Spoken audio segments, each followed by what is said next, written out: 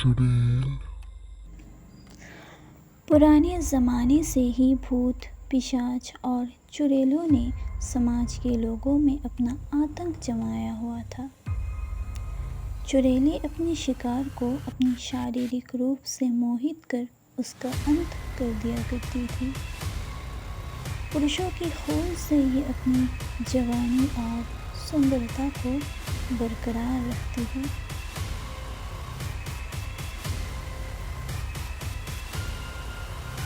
काला घना जंगल, चारों तरफ खामोशी और अंधेरा ही अंधेरा।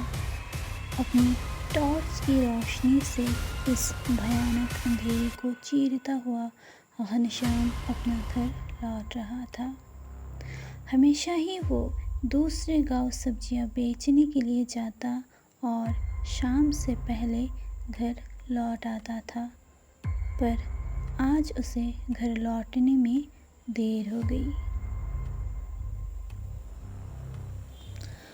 उसके माथे पर चिंता का लकीर साफ साफ नजर आ रहा था।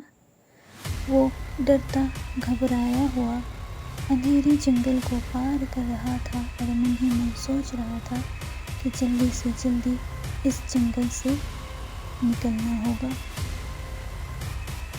कुछ देर चलने के बाद घनश्याम को किसी महिला की मीठी गुनगुनाहट सुनाई देने लगी। ये गुनगुनाहट इतनी भयानक खामोशी को बड़ी सख्ती से तोड़ रही थी। घनश्याम बड़ी उत्सुकता से इस आवाज़ का पीछा करने लगा।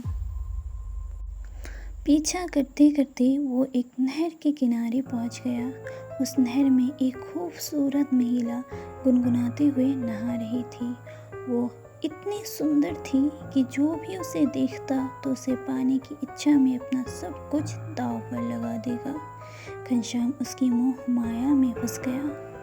वो अनंत खूबसूरत महिला घनश्याम की तरफ बढ़ी और मनमोहक आवाज में कहने लगी, कौन है आप? आपको पहले तो कभी यहाँ नहीं देखा। हाँ, मैं वो कुछ कह न सका। अरे रहने दीजिए, शायद आपकी तबीयत ठीक नहीं है। यही पास में मेरा घर है, आप चाहे तो वहाँ आज आराम कर सकते हैं। घनश्याम बिना कुछ बोले उस महिला के पीछे पीछे चलने लगा। चलते चलते दोनों एक पुराने घर के पास पहुँचे। वो घर दिखने में काफ़ी भयानक था। उस घर में जैसे सालों से कोई नहीं गया हो। थोड़ी देर बाद अपने हाथों में मशाल लिए हुए एक बूढ़ी औरत उनके सामने आई। आ गए तुम लोग? महिला ने हंसकर जवाब दिया, हाँ, आ गए। घनश्याम ने पूछा, आप कौन हैं? बूढ़ी ने कहा, मैं यक्षिणी की माँ हूँ। चलो बात बंद करो, खाना लगा हुआ है, खाना खा लो। घनश्याम कुछ कह पाता इससे पहले ही यक्षिका ने उसके हाथ पकड़कर उसे खाने के टेबल पर ले गई। टेबल पर कई सारे स्वादिष्ट पकवान सजे हुए थे। टेबल पर बहुत सारे स्वादिष्ट पकवान को देखकर घनश्याम ने अपने आप को रोक नहीं पाया। वो जानवरों की तरह खाने पर टूट पड़ा और यक्षिका और बूढ़ी औरत उसे खाते हुए देख रही थी। अचानक घनश्याम टेबल पर गिर गया।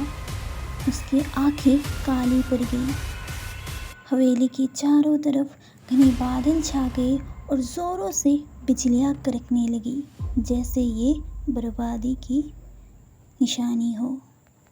फिर अगले दिन उस हवेली से दो खूबसूरत महिलाएं निकली और शैतानी सी हंसी हंसने लगी। वो दोनों महिलाएं इतनी खुश थी मानो उसकी बलि सफल हो गई, उनकी चाल पूरी हो गई।